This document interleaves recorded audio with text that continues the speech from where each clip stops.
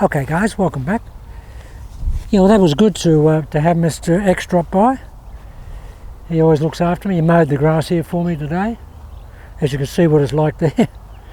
Okay guys, now what I want to talk about is that most of the club golfers, and most, not a great percentage of club golfers, probably 70%, 75%, will always have a lead arm at impact that looks like this, which is the dreaded chicken wing,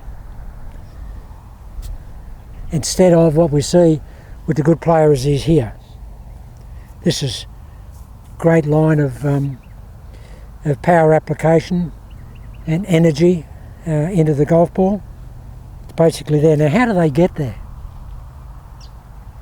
Well, I think they do something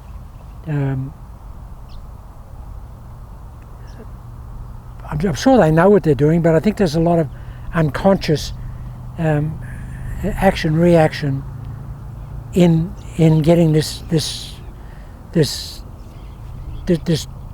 motion or this process into this lead arm. If you come through to release the golf club, you can release it out here. You can get forearm rotation here, wrist and forearm rotation here, but you can also have a lot going on with the path direction and the release of the golf club. Mo Norman told me, and I forgot about it until the break I've had. I was just going back over some old notes, and Mo said to me, I said, how do you actually get that compression all the time and that line of impact as much as you do? He said, well, I do it with my upper lead arm and the inside of my lead elbow. And I said, what do you mean? He said, well, what I actually do is I feel coming into impact that I actually turn my elbow this way. My elbow comes back this way. Now he said, the more you do that, the straighter that arm will be, and the more the club will fully release. Those radius and ulnar bones will just have to release. But if you get out here, you can get out here and this stalls up. You can get your arm away from your body here and this lead elbow passive and not creating it's almost like you're trying to auger the upper arm and the upper shoulder joint into the socket here, like you're trying to turn it into the socket here. That's what it feels like. It's like that.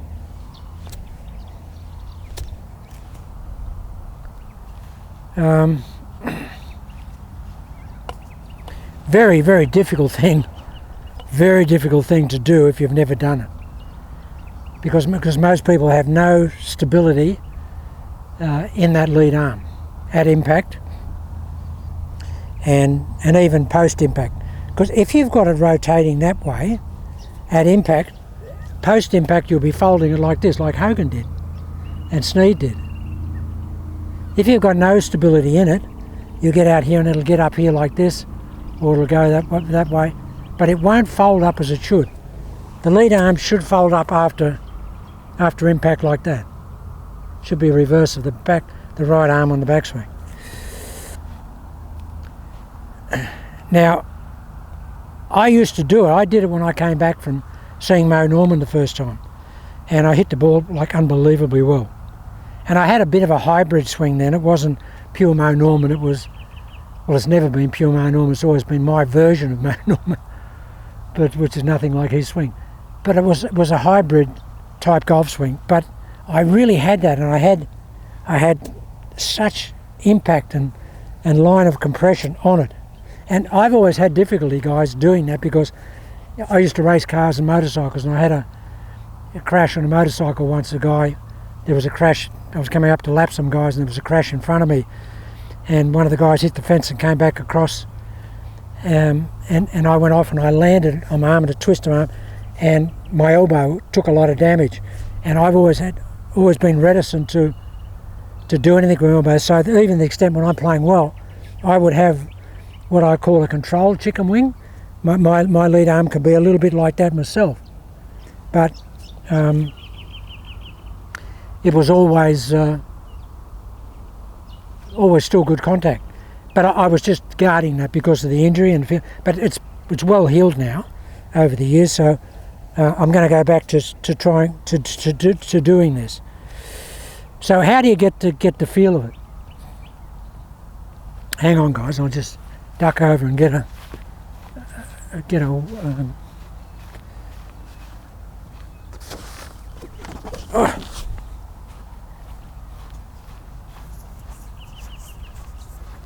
Okay, now if you want to get the feeling of it before you take it into the long irons, just get a wedge or a 9-iron or an 8-iron or something like that.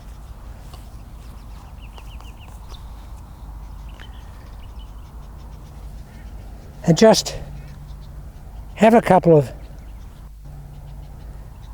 little shots and really try and just turn the inside of this lead elbow that way as you hit it. Now if you overdo it, you'll shut the face down a little bit and the ball will go left.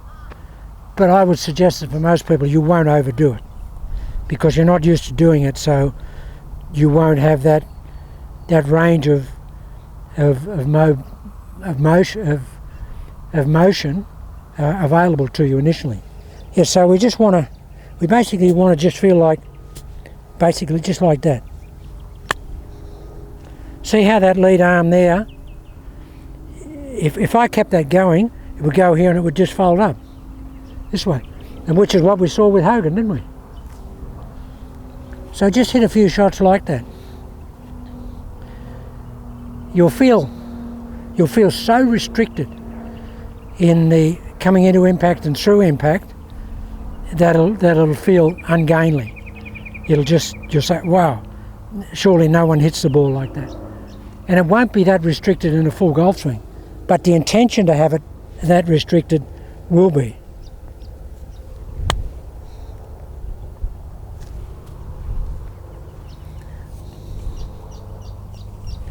And that's what you want to try and get the feeling of that lead arm being in that position when you hit it. See, that's where you want to be post-impact there. That's where you want to be. And all you need to do is just start out just hitting those little 35, 40 yard shots and then just build up to 60, 70, 80, 100 yards with a short iron. And then down the track, as you come in, you can then hit it a bit further, but just, now guys, that contact is so good because it's basically this. That elbow is coming this way, coming into impact.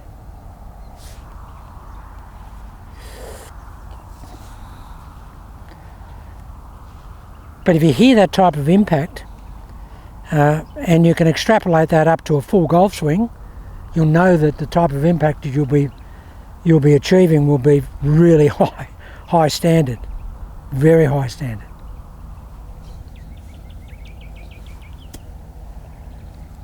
And just do it nice and smoothly.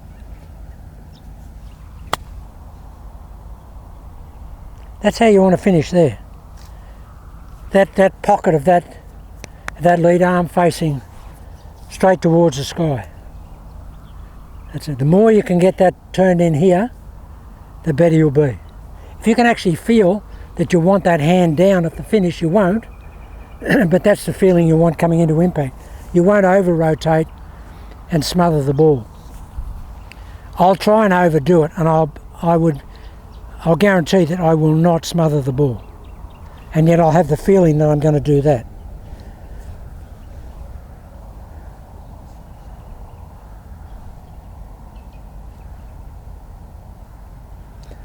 And of course, guys, the addition to that is that the trail arm, it goes the other way. It's like they're coming towards each other. This one's moving this way, and this one's moving this way. And that gives that really strong formation of the forearms and the upper arms at impact.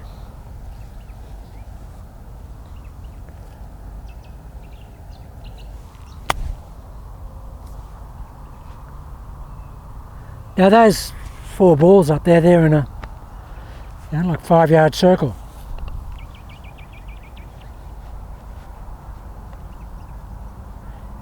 The point I'm making there is that it's very accurate. Very accurate. I'll just up this a little bit. And guys, I haven't been doing this drill. You're seeing it first up today. I'm going to start doing it.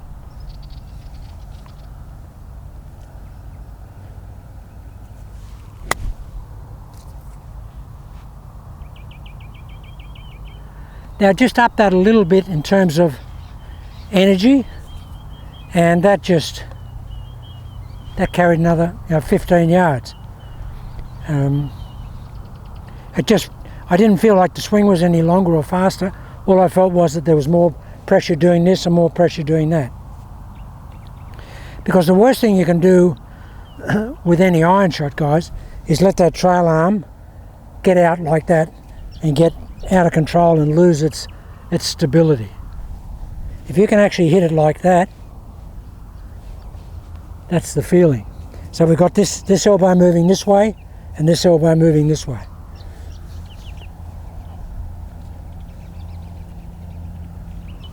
It's a conventional swing, not channel lock. You could do it with channel lock. wouldn't be a problem to do it with channel lock at all.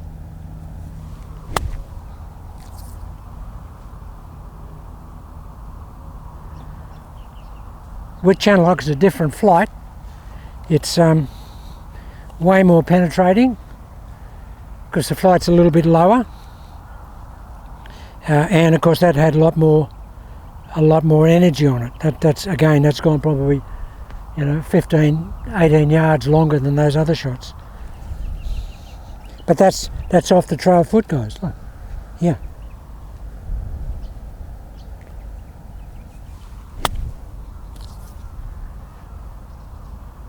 That's how you learn it. So it's this, guys. This comes this way as much as you can, and this one comes this way as much as you can.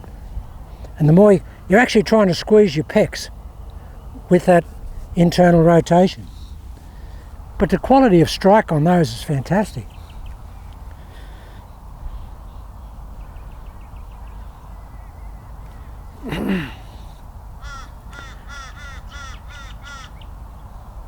Normally, when you're doing a drill like this, you should hit 100 of these or something like that, and just incrementally increase it. I'll just increase this quite a bit.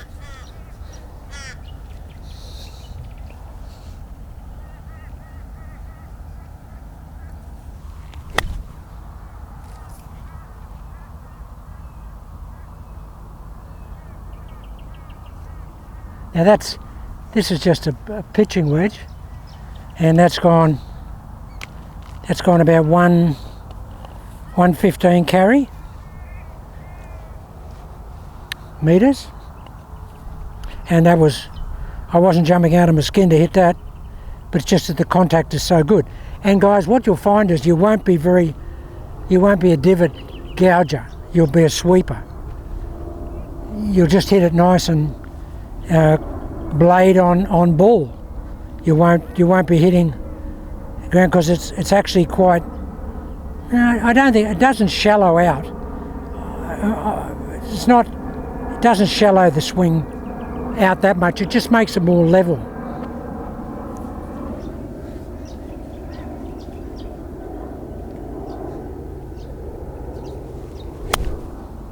Now that's a full wedge. And that's about 125. That's as far as I hit a wedge anyway. I don't try. I mean, I can hit it at 135, but I just don't. I've got a 9-iron for that. But this is how to learn it, guys. So it's this feeling. Imagine your hands going upwards as much as you could, and your thumb being down here. That's the feeling you want.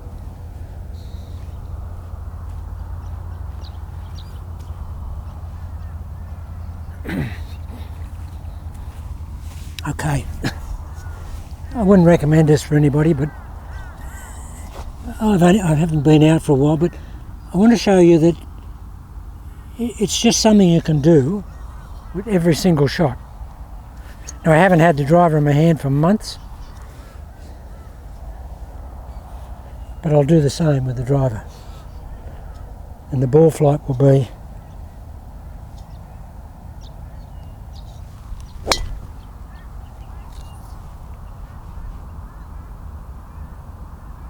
it's just gun barrel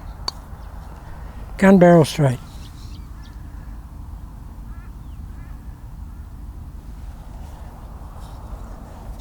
Just do it smoother.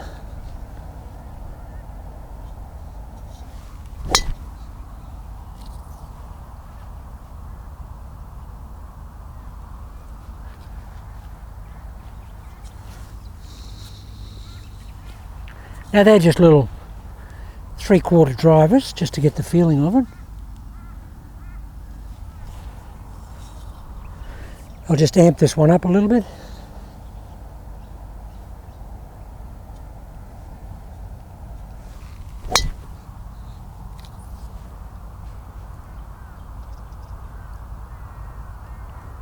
So the good thing is, guys, it's something you can take from all shots, and really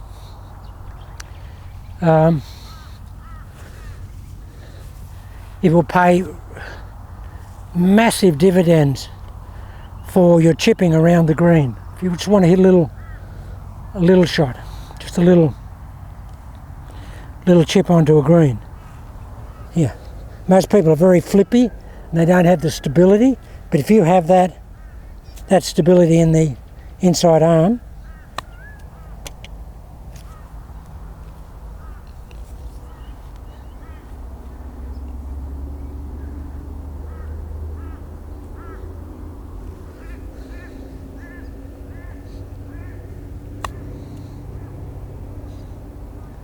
the blade's always pointing at the hole.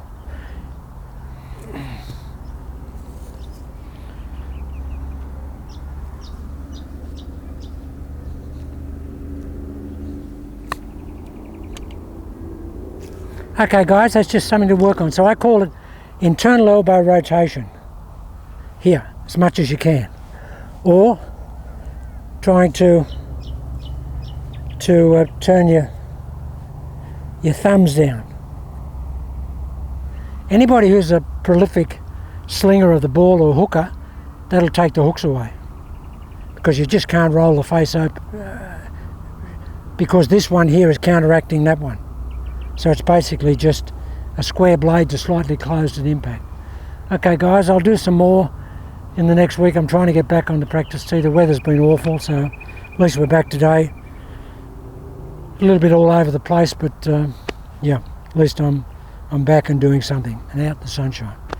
And if I get Mr. X lined up, we'll do some more on that pivot we're talking about.